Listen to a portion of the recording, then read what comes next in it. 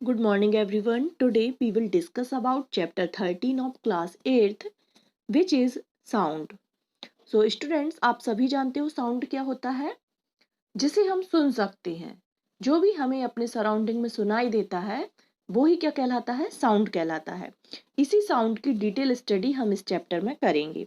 तो इसके लिए हम फर्स्ट टॉपिक पहले देखते हैं। How do you come to know that a period is over in your school?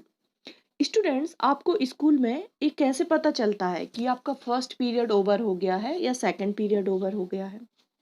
You come to know easily that someone is at your door when he knocks और you hear the sound of the door bell.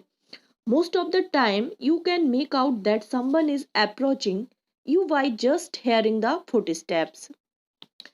Students कैसे आप जान पाते हो कि आपके दरवाजे पर कोई खड़ा है?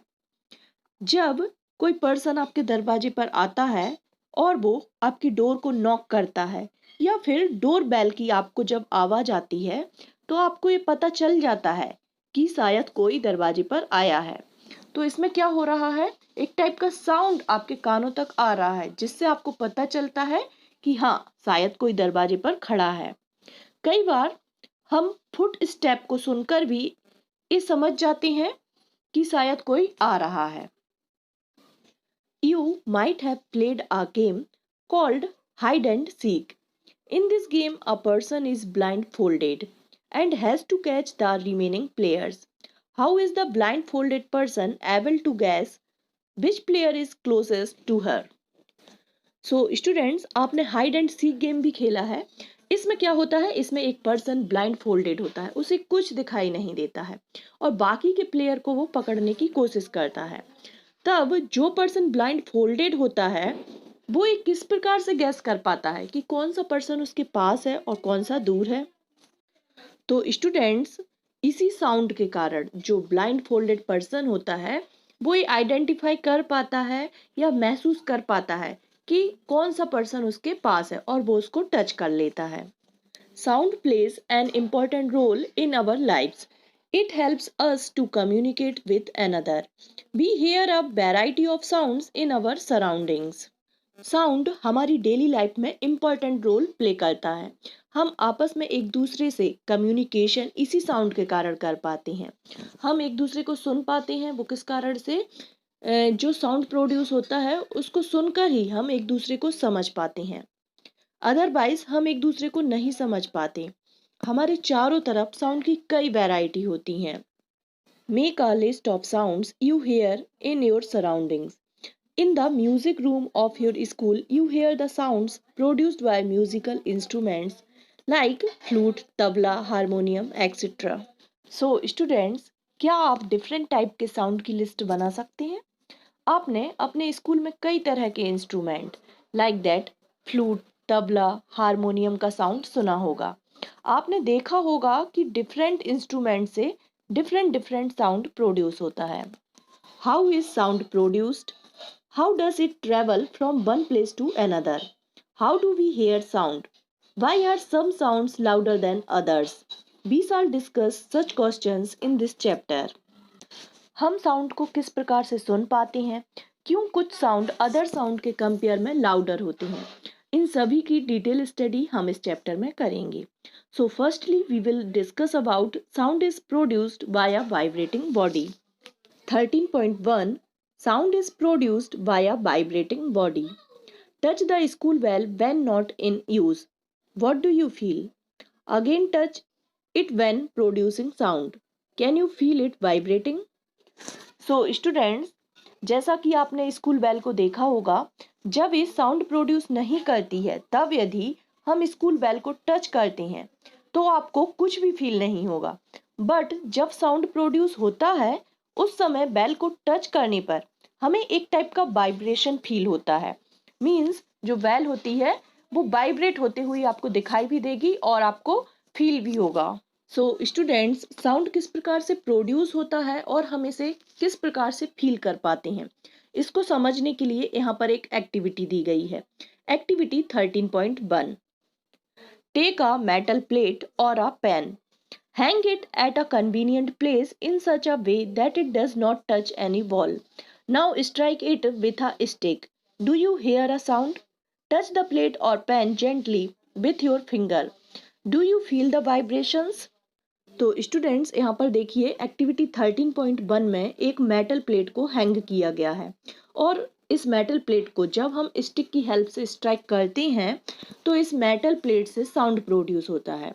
जब मेटल प्लेट से साउंड प्रोड्यूस होता है उसी समय यदि हम इस मेटल प्लेट को टच करते हैं तो क्या होता है, उसे टच करने पर हमें एक टाइप का वाइब्रेशन फील होता है। आप घर में भी इस एक्टिविटी को करके देख सकते हो। तो स्टूडेंट्स इस एक्टिविटी से हम समझ सकते हैं कि जब भी साउंड प्रोड्यूस होता है तो उसमें एक टाइप का वाइब्रेशन होता है जिसे कई बार हम फील कर पाते हैं और कई बार ऐसा भी होता है कि ये वाइब्रेशन हमें फील ना हो, पर जब भी साउंड प्रोड्यूस होता है वहाँ पर वाइब्रेशन होता है। सो स्टूडेंट्स साउंड के कारण वाइब्रेशन प्रोड्यूस होता है, इसे समझने के लिए हम एक और एक्टिविटी देख सकते हैं।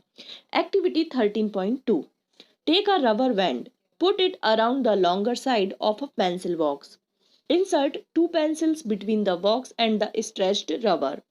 Now plug the rubber band somewhere in the middle. Do you hear any sound? Does the band vibrate? तो स्टूडेंट्स यहाँ पर देखिए एक्टिविटी 13.2 में बताया गया है कि एक रबर बैंड पेंसिल बॉक्स के चारों तरफ लगाकर टू पेंसिल को हम दोनों कॉर्नर पर लगा देते हैं जैसा कि डायग्राम में दिख रहा है। देन रबर बैंड को स्ट्रेच करते हैं, खींचते हैं, तो हमें एक टाइप का साउंड सुनाई देता है। इस साउंड हमें क्यों सुनाई दे रहा है? क्योंकि यहाँ पर रबर बैंड में वाइब्रेशन होता है, इसलिए हम साउंड को सुन पाते हैं। तो स्टूडेंट्स इन एक्टिविटी में हमें ये समझ आता है कि वाइब्रेशन के कारण ही साउंड प्रोड्यूस होता है। Now we will see activity 13.3। Students sound and vibration के बीच आपस में क्या कनेक्शन होता है इसको समझने के लिए हम यहाँ पर एक और एक्टिविटी देखेंगे।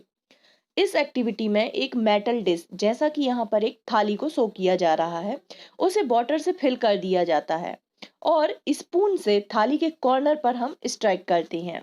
तब क्या होता है, यहाँ पर देखिए जो थाली में वाटर लिया गया है वाटर में वेव्स यहाँ पर दिखाई देने लगती हैं और जब हम स्पून से थाली को स्ट्राइक करना बंद कर देते हैं तो ये जो वाटर में वेव्स दिखाई दे रही हैं वो धीरे धीरे दिखाई देना बंद हो जाती हैं। तो स्टूडेंट्स इन सभी एक्टिविटी में हमने देखा है कि जो भी ऑब्जेक्ट वाइब्रेट होते हैं उनमें साउंड प्रोड्यूस होता है, या जिनसे साउंड प्रोड्यूस होता है जिन ऑब्जेक्ट से, वो किस कारण से प्रोड्यूस होता है? साउंड वाइब्रेशन के कारण प्रोड्यूस होता है। We see that a vibrating object produces sound. In some cases, the vibration are easily visible to us, but in most cases, their amplitude is so small that we cannot see them. However, we can feel them. So, students, कुछ cases में हम object में होने वाले vibration को easily देख पाते हैं, बट मोस्टली केसेस में एम्पलीट्यूड बहुत कम होने के कारण हम वाइब्रेशन को उस ऑब्जेक्ट में नहीं देख पाते हैं। जैसे हम एग्जाम्पल से समझ सकते हैं, हमने जब एक्टिविटी 13.3 को देखा तो उसमें हमने देखा कि जो थाली जो कि वाटर से फिल है उसको जब स्ट्राइक किया जाता है तो उसमें वेव्स प्रोड्यूस होती हैं। ये जो वेव्स प्रोड्यूस हो रही हैं ये वेव्स वाइब्रेशन को शो कर रही हैं। पर जब हमने एक्टिविटी 13.1 देखी थी उसमें मैंने आपको बताया कि जो मेटल की प्लेट होती है उसको जब स्ट्राइक किया जाता है तो उससे भी हमें साउंड सुनाई देता है, पर हो सकता है कि उसमें हमें मेटल की प्लेट में वाइब्रेशन दिखाई ना दे, फिर भी हम साउंड को सुन सकते हैं क्योंकि जो भी ऑब्जेक्ट साउंड प्रोड्यूस करते हैं उनमें वाइब्रेशन होता है। वाइब्रेशन के कारण ही हम साउंड को सुनने में कैपेबल होते हैं। Make a list of familiar musical instruments and identify their vibrating parts. A few examples are given in table. Complete rest of the table. So students यहाँ पर देखिए आपकी बुक में एक्टिविटी टेबल 13.1 जो दी गई है उसमें फर्स्ट जो कॉलम है उसमें म्यूजिकल इंस्ट्रूमेंट दिए गए हैं और सेकंड में vibrating part producing sound. Means first जो कॉलम है उसमें इंस्ट्रूमेंट के नाम दिए गए हैं और सेकंड कॉलम में आपको फिल करना है कि किस इंस्ट्रूमेंट के किस पार्ट से साउंड प्रोड्यूस होता है। Many of you might have seen the manjira, the ghatam and the nut mud pots and the kartal. These musical instruments are commonly used in many parts of our country. These instruments are simply beaten or struck. Can you name a few other musical instruments of this type?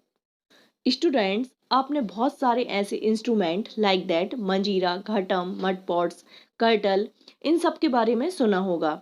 ये सभी musical instrument हैं जो कि हमारी country के different reason में use किए जाते हैं। जब इन इंस्ट्रूमेंट को स्ट्राइक किया जाता है तो इनसे डिफरेंट डिफरेंट साउंड प्रोड्यूस होता है। ये साउंड क्यों प्रोड्यूस होता है? ये जो साउंड होता है, हमने पढ़ा है कि साउंड वाइब्रेशन के कारण प्रोड्यूस होता है। जब इन डिफरेंट डिफरेंट इंस्ट्रूमेंट के डिफरेंट पार्ट पर स्ट्राइक किया जाता है सुनने के लिए मिलता है। सो स्टूडेंट्स, आज के इस वीडियो में हम इतना ही पढ़ते हैं।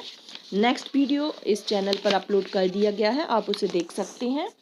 इस वीडियो में यदि आपको कुछ समझ में नहीं आया है तो आप इसे पूछ सकते हैं। और जिसने भी अभी तक चैनल को सब्सक्राइब नहीं किया है, प्लीज़ इसे सब्सक्राइब कर दें। Thank you students.